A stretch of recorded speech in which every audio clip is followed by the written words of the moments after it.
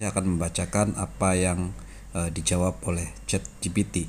Jadi kali ini akan sedikit panjang tentang ilmu di balik blockchain lah ya, lebih umum. Jadi kita akan lanjut, namun sebelum itu lihat dulu intro berikut ini.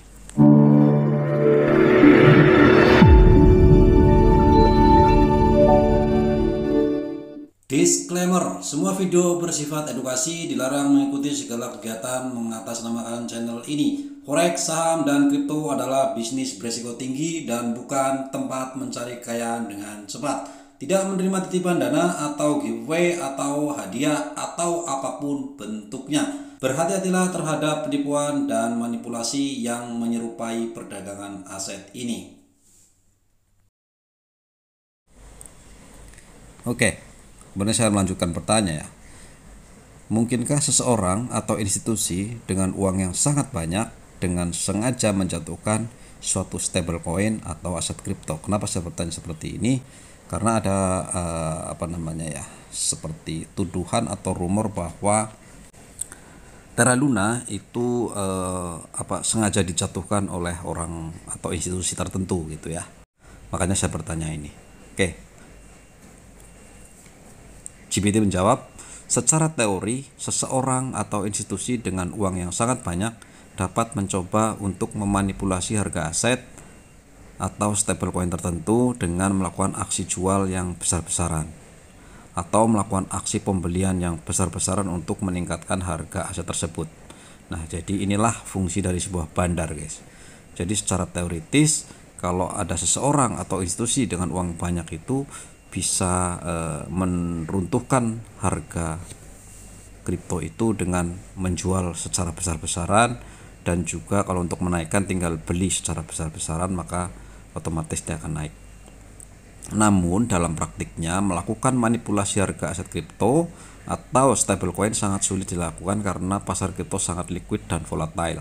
Aksi jual atau pembelian besar-besaran dapat dengan mudah mempengaruhi harga, tetapi tidak untuk waktu yang sangat singkat, karena pembeli dan penjual lain akan segera beraksi terhadap perubahan harga dan mengubah arah pasar. Selain itu, manipulasi pasar kripto melanggar hukum di sebagian negara dan dapat menghadapi tindakan hukum jika terbukti.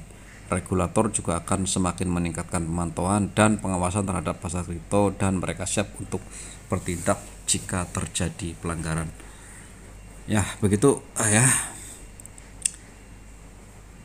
Meskipun demikian, stabilitas pasar kripto tetap rentan terhadap berbagai faktor ekonomi, politik, dan sosial yang dapat mempengaruhi harga aset kripto dan stablecoin. Oleh karena itu, sebelum memutuskan untuk berinvestasi, bla bla bla bla, oke, ini nasihat lagi. Nah, sebetulnya kalau ngeliat kembali ke sini, walaupun kripto itu terdesentralisasi, seolah-olah tidak ada yang ngatur, tidak ada yang apa, di beberapa negara di Amerika itu seperti SEC itu tetap mengawasi sih. Contohnya kok lupa ya, FTX itu bosnya juga dipenjara pada akhirnya ya, karena dianggap merugikan investornya gitu ya, walaupun tidak diatur tetapi pada kenyataannya tetap kena juga seperti itu. Oke, saya akan lanjut bertanya, apakah yang bisa menyebabkan blockchain mati beroperasi, entah sistem POW maupun POS? Maksudnya kan kalau di blockchain tuh protokolnya ada dua, proof of work dan juga proof of stake. Kalau work menggunakan komputer, kalau ini menggunakan jaminan aset aja. Oke, dia menjawab, blockchain dirancang untuk beroperasi selama mungkin, namun ada beberapa faktor yang dapat menyebabkan blockchain mati beroperasi. Beberapa faktor tersebut antara lain adalah, yang pertama adalah serangan 51%. Serangan 51% terjadi ketika satu pihak atau kelompok kontrol lebih dari 50% daya komputasi jaringan blockchain. Dalam kasus ini, pihak tersebut dapat mengendalikan transaksi yang diizinkan dan memblokir transaksi lainnya yang dapat mematikan jaringan blockchain. Jadi pada saat kita validasi, validator itu biasanya itu melibatkan belasan komputer, bahkan ratusan komputer gitu ya, atau bahkan ribuan kalau di Bitcoin itu. Jadi mereka saling saling memvalidasi, saling berlomba-lomba. Nah, jika ada 1000 komputer yang berlomba-lomba ingin memvalidasi, maka harus ada 501% seseorang itu harus menguasainya. Jadi tidak boleh bagaimana caranya merebut mereka dari tangan orang-orang umum, kemudian dikontrol, maka dia bisa memblokirnya. Sangat sulit tetapi pernah terjadi. Oke. Nah, itu dia katakan seperti itu. Kemudian yang kedua adalah kegagalan perangkat keras. Jaringan blockchain tergantung pada jaringan node dan penambang yang menjalankan perangkat keras mereka untuk menjaga jaringan tetap berjalan. Jika ada kegagalan perangkat keras yang besar dan terjadi bersamaan pada banyak node, maka blockchain mungkin berhenti beroperasi. Jadi seperti tadi, karena yang yang menjadi validator adalah bukan server, bukan apa. Jadi servernya ya kita, misalkan saya mau menjadi miner, saya menghidupkan komputer dengan protokol POW, didiamkan, yang penting connect internet, saya satu server. Nanti Anda satu, temannya lagi satu, di seluruh negara beribu-ribu komputer itu menjadi miner gitu ya. Jadi mereka kalau gagal secara bersamaan, jadi mati bersama-sama, itu maka ini akan berhenti beroperasi seperti itu. Kemudian yang ketiga adalah kesalahan program. Kesalahan program atau bug dalam kode blockchain dapat mematikan jaringan. Kesalahan ini dapat terjadi dalam protokol konsensus blockchain seperti POM atau POS, dan dapat menyebabkan konsensus tidak dapat dicapai atau transaksi tidak dapat diproses. Ya, ini kalau ada lagi-lagi harus, walaupun ada bug gitu ya tentu saja bisa terjadi gitu ya. Tapi karena melibatkan banyak orang, karena mereka semuanya ahli di dalam bidangnya, kemudian mereka juga open source, jadi mereka harusnya bisa mengetahui bug itu gitu ya. Kemudian yang keempat adalah perubahan regulasi. Perubahan dalam regulasi pemerintah atau pembatasan dalam penggunaan blockchain dapat mempengaruhi operasi jaringan blockchain dan mematikannya. Biasa ya, kalau pemerintah ngomong matikan, ya bisa matikan aja gitu ya. Kemudian 5, kegagalan jaringan internet. Jaringan blockchain memerlukan koneksi internet yang stabil dan cepat untuk menjalankan transaksi. Jika terjadi gangguan atau kegagalan jaringan internet, maka jaringan blockchain tidak dapat beroperasi secara optimal. Lagi-lagi jaringan ini seluruh dunia ya, bukan jaringan internet di rumah saya masalah kemudian dia terhenti, tidak gitu ya, karena melibatkan banyak komputer di seluruh dunia. Namun meskipun terdapat resiko-resiko di atas, banyak jaringan blockchain yang bertahan selama bertahun-tahun dan terus beroperasi secara stabil. Pengembang dan komunitas blockchain bekerja keras untuk mengidentifikasi dan memperbaiki masalah yang muncul untuk menjaga jaringan terproses. Yang tadi bilang ya, jadi karena banyak orang, banyak ahli, banyak orang-orang pintar yang independen, tentu tidak ingin duitnya hilang gitu ya, tentu mereka ingin mendapatkan uang, maka mereka tidak akan diam saja kalau ada masalah seperti itu. Oke, saya lanjut bertanya kepada dia. Proof of stake menggunakan uang atau koin sebagai jaminan. Apakah jika tidak ada satupun orang yang menjaminkan uangnya, blockchain juga mati? Oke, menjawab, proof of stake, jaminan atau stake yang digunakan bukan uang tunai melainkan aset kripto. Ya, mau saya seperti itu ya, dalam bentuk token.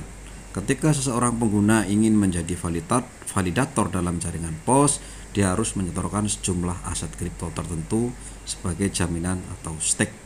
Jadi kalau mau jadi miner untuk di protokol POS, kalian cuma suruh nyiapkan duit aja guys, token maksudnya ya.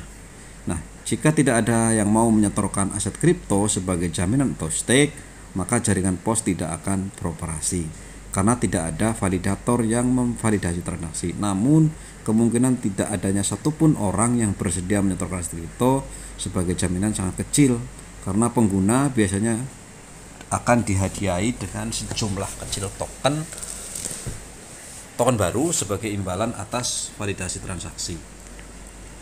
Jika jaringan POS terus mengalami kegagalan dan tidak ada validator yang bersedia untuk bergabung, maka kemungkinan besar pengguna akan memilih untuk menggunakan jaringan lain yang lebih stabil. Namun seperti yang saya sebutkan sebelumnya, resiko ini sangat kecil terjadi pada praktiknya karena keuntungan dari menjadi validator biasa cukup besar, sehingga banyak pengguna akan bersedia untuk menyetorkan aset kripto sebagai jaminan atau stake. Saya masih lanjut, masih ngeyel juga gitu ya. Bagaimana jika tidak satupun orang menjual atau membeli token? Apakah masih tetap beroperasi? Ya, dengan versi lain, artinya saya ingin bertanya soal jaringan blockchain ini bisa mati nggak sih gitu ya.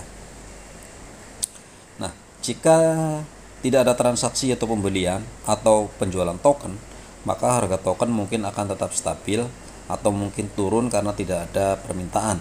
Namun blockchain itu sendiri tetap beroperasi karena transaksi dalam blockchain tidak tergantung pada harga token. Transaksi di blockchain melibatkan pengiriman token dari satu alamat ke alamat lainnya dalam blockchain dan dilakukan dengan menggunakan smart contract atau protokol yang ditetapkan ya. Harga token hanya mencerminkan permintaan dan penawaran yang muncul dari pasar di luar blockchain. Namun, jika tidak ada transaksi sama sekali di blockchain, maka volume transaksi akan menjadi sangat rendah yang dapat menyebabkan masalah bagi pengguna dan penambang. Jaringan blockchain memerlukan volume transaksi yang cukup besar agar dapat beroperasi dengan efisien, karena setiap transaksi harus diverifikasi dan diproses oleh node atau penambang. Jika tidak ada transaksi yang diproses, maka node dan penambang mungkin tidak akan menerima imbalan atau biaya transaksi yang diperlukan untuk menjalankan jaringan, yang dapat menyebabkan jaringan berhenti beroperasi.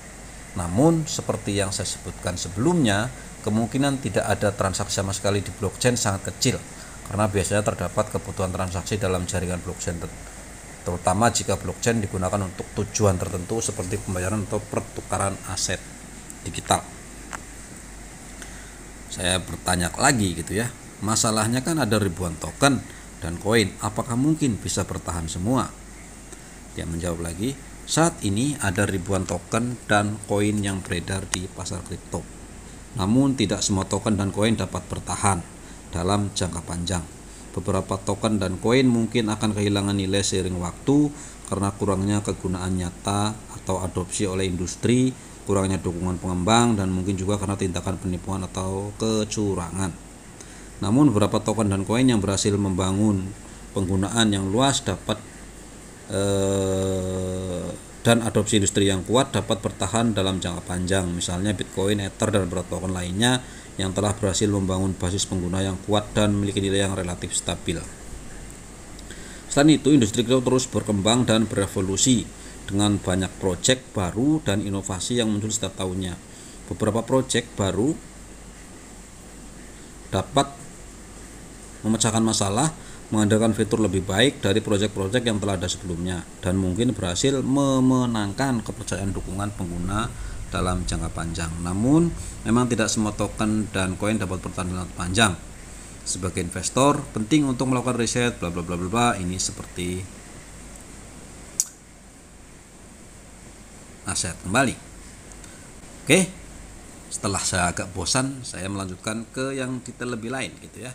Mungkin kalau kalian lihat koin market cap, saya bertanya kepada dia, circulation supply itu apa saja?